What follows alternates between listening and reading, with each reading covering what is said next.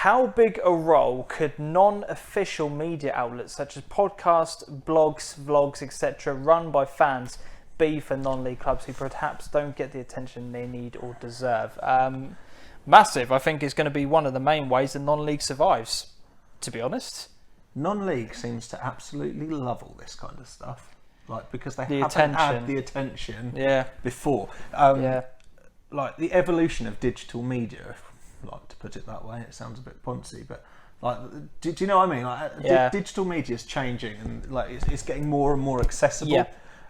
People like ourselves can sit like ourselves on my sofa and just talk about it for a while, and then people out there can hear all about it. And we had a comment on maybe the first podcast we ever did, and someone tuned in and just put, I really like watching stuff like this, so I get to hear in detail about teams that I've never heard of before. Yeah. Yeah. And that's really interesting. It's because, incredible, isn't it? I don't know, maybe we'll just say one snippet about a club one week that will inspire someone just to go and follow them on Twitter. It's just all about that casual growth. Yeah. And well, let's face it.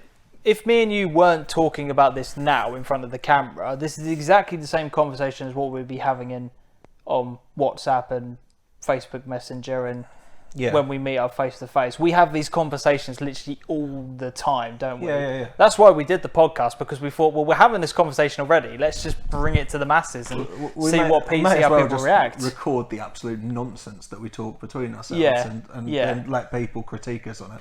Yeah, and they do. Christ above.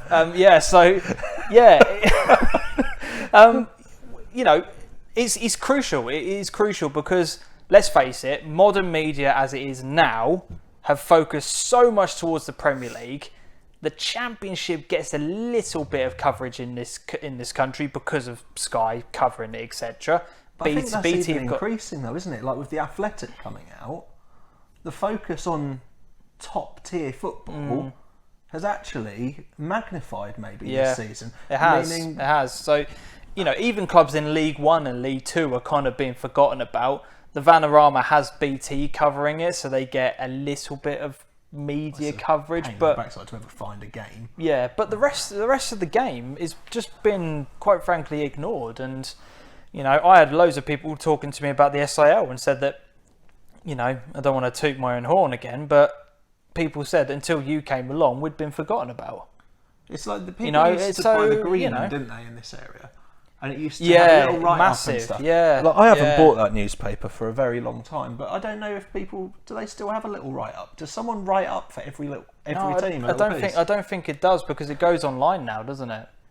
But people have to post in from their clubs, don't they? But surely there's like a market out there at the moment for a contributory type site whereby everything could be collated, like a report from every team's game each week. I mean, like, I tried to start that off to some extent with ftgig.co.uk, and the amount of work it takes for one individual to do it with your support was unreal. It is a lot. I was barely keeping it afloat with 6 hours a night. Yeah. Every single night, and it got to the point where I had to cut a cord on it because it got silly. Like, the time investment with no return and the financial investment that was going into it as well was enormous. Yeah. But if you dilute that down with one reporter from every single club that could feed in, and then the person in the middle was just collating it online, it would be viable. Yeah, but it's very similar to the YouTube channel. People think that just because it's on YouTube, it's making money. It's not. It really doesn't. It's really not making. Trust me, if I was on YouTube to make money, I would not be covering non-league football. Fact. No, just absolutely straight out. James is a huge fan of Minecraft, and I'm sure he could swing his axe about for a little bit. And cut.